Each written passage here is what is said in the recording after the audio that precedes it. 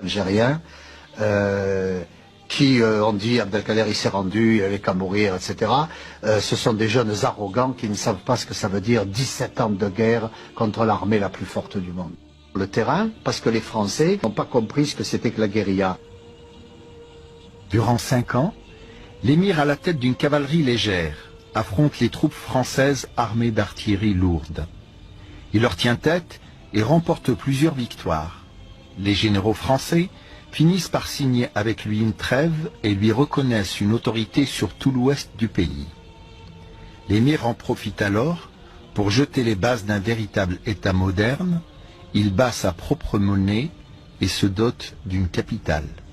Dire que c'est un État, oui. Que c'est un État moderne, oui. Parce qu'il y a une armée avec des insignes, les gens qui sont payés, des juges qui sont payés, c'est plus des prévaricateurs, c'est pas les chefs de tribus, etc. Oui, c'est un État moderne, mais c'est un État dans la tradition musulmane.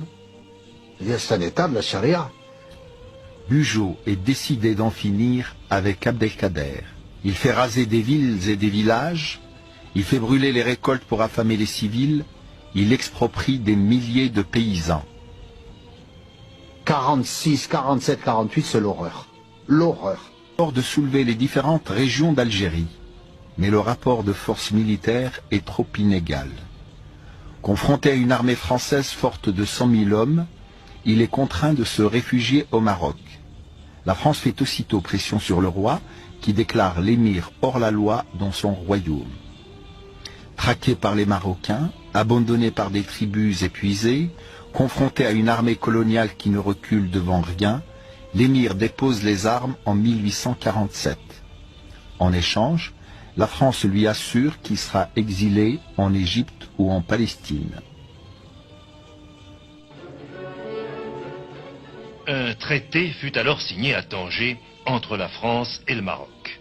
Afin, disons, de ménager la Grande-Bretagne, la France ne demandait aucune indemnité au sultan. À peine obtenait-elle quelques petites rectifications de frontières ici et là entre le Maroc et l'Algérie. Mais il y avait tout de même une clause extrêmement importante dans ce traité. Et c'était celle par laquelle le sultan Abderrahmane s'engageait à poursuivre à main armée Abdelkader tant qu'il se trouverait sur son territoire. À savoir si l'émir avait eu une vie après l'Algérie.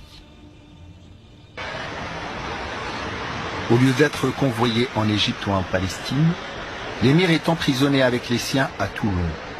De là, il est transféré à Pau et enfin à Amboise. Voici le château dont parlait mon grand-père. En fait, c'est une forteresse qui servait de prison d'État. L'émir vit avec sa famille, sous étroite surveillance et dans un grand dénuement. 5 membres de la famille de l'émir sont morts de froid et de maladie durant cette captivité. Ce minaret qui marquait leur cimetière était surmonté d'un croissant doré. Durant l'occupation, les Allemands ont pris le symbole pour de l'or et l'ont dérobé. La vie de l'émir s'arrête avant la reddition. Pour les Français, elle s'arrête à sa libération par Napoléon III. On passe sous silence